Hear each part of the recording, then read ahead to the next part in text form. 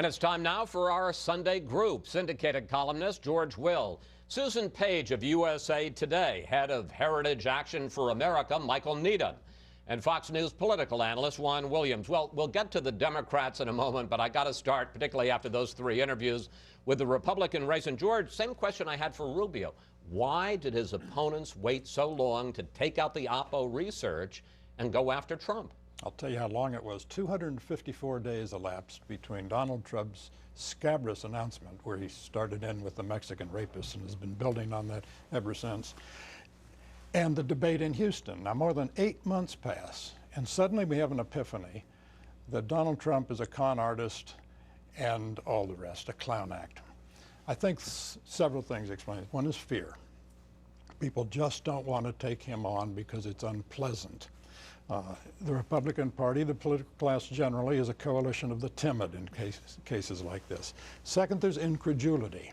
People wonder, where are the Koch brothers? Where's the Club for Growth? Why haven't they unloaded on him about his record, most of which, as you have said, is public and has been in the opposition research for years? It's because they find it incredible that the American people could contemplate putting in president a kind of anti-constitutional authoritarian. Mr. Rubio was afraid that if he attacked the Cruz people, some of the Cruz people, the Trump people, some of them might go to Ted Cruz as their second choice. Ted Cruz was afraid that if he attacks Trump, that he will roil the waters and raise the mud and the dust and the water in the South, which is the source of his campaign hope. So fear and incredulity explain this. I think there's a lot of truth there. I think, in fairness, Ted Cruz has been going after Trump for about the last 2 months. He's been doing it on policy. The Club for Growth in September actually ran some ads in Iowa on eminent domain. I think the sad thing, it probably says more about the country and the media, that it's not until you're starting to criticize the size of somebody's ears or their spray-on tan that they kind of count as insults, and it gets the type of attention. It's a lot about what this cycle has been. But the eminent domain, and Lord knows I interviewed him several times on that. Other people here did. That got plenty of attention.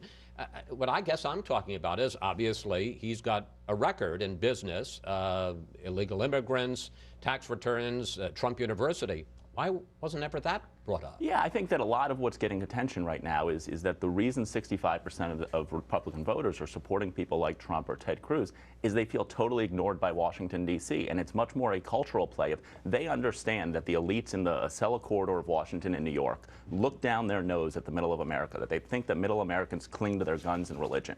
And I think they're looking at Trump and the assertiveness with which he's fighting the Washington establishment. Same thing for Ted Cruz.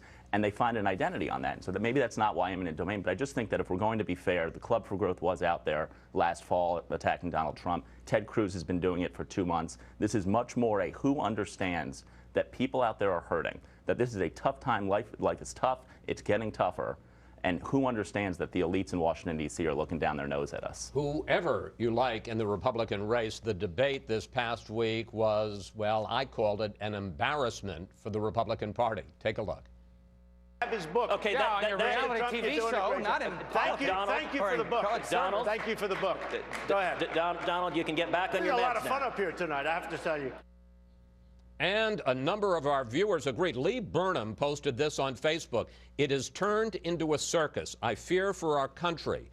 Where is some principled, mature, and reasoned leadership? Susan, how do you answer, Lee? And will all of this, the quote, so-called circus, is that going to hurt Republicans in the fall? Yeah, I think it will. You know, I think the evidence is that taking sort of being a bully and playground kind of taunts has not hurt Donald Trump up to now. I think it may hurt Marco Rubio, for instance, whose persona has been a much more positive one than he's taken in the last couple days. But yes, I think when you get to a general election and you're going after not angry Republican-based voters, but going after voters in the middle, this kind of thing does not resonate as presidential, as trustworthy as somebody you're going to want to put in the White House to deal with all the issues that a president ends up dealing with. How strong do you think Trump's position is going into Super Tuesday? 3 wins in a row, leading in the polls in 9 of the 11 states that are up, and could he effectively, not numerically, but effectively wrap this up on Super Tuesday? I think he could if he performs as strongly as we think he might. Say he wins every place except Texas. On what basis do you even get to a contested convention? And if he comes in with if he continues to win fair and square Republican primaries and caucuses in states, you know, he signed that pledge to support the party's nominee. So did everybody else. If he wins the nomination that way, it seems to me he's going to be the nominee. Juan, let's turn to the Democrats. We all expected Clinton to clobber Bernie Sanders in South Carolina. I don't know that we expected 75-25. How does this set her up for Super Tuesday? Well, it was a domineering performance in South Carolina, especially among African-American voters and specifically among African-American women. Just overwhelming. She did better than Barack Obama. That's how good it was. So looking forward, Sanders is talking about performance in places like Minnesota, Wisconsin, the upper Midwest, and maybe even Oklahoma. But if you look at the actual numbers, Chris, not only is she leading, she's leading right now in the polls in Oklahoma, Tennessee, Georgia, Minnesota and Colorado are caucus states, so the polling can be kind of tricky. But Sanders looks like he's ahead in his home state of Vermont, maybe Massachusetts.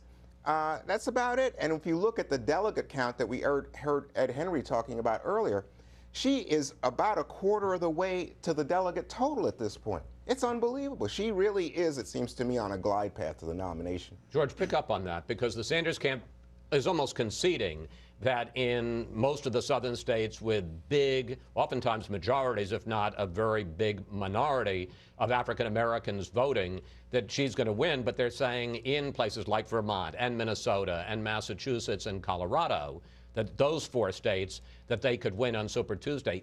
Does that matter? No. It turns out the faculty clubs and student safe spaces of American campuses are just not big enough to nominate a president.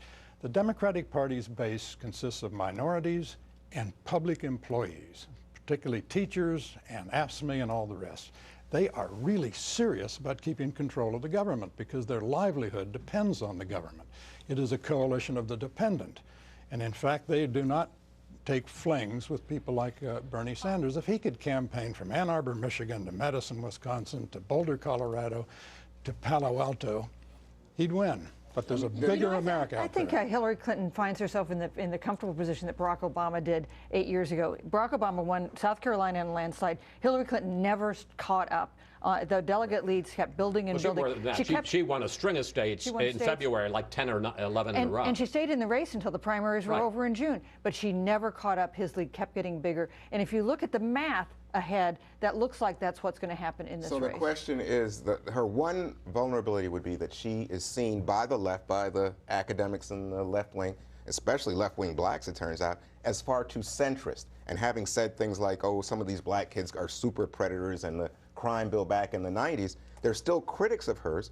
But so Senator Warren, Senator Merkley, they haven't endorsed her. The far left has yet to embrace her. That's the only vulnerability, if you're Bernie Sanders, that you can see. Real quickly, less than a minute left, Michael. There's another vulnerability, and that is honesty and trustworthiness. Sanders started going after Clinton this week about the huge speeches to Wall Street banks refusing to turn over the transcripts. The New York Times called her out on that. Does that gain any traction? Well, I think it may gain traction as a process story. I don't think it will substantively, because if you assume the worst about Hillary Clinton in those speeches, you would assume she sounded like a managing director of Goldman Sachs and she's on the take. If they come out, you'll find that she sounds like a managing director of Goldman Sachs and she's on the take. These people are in politics in order to get themselves and their friends rich.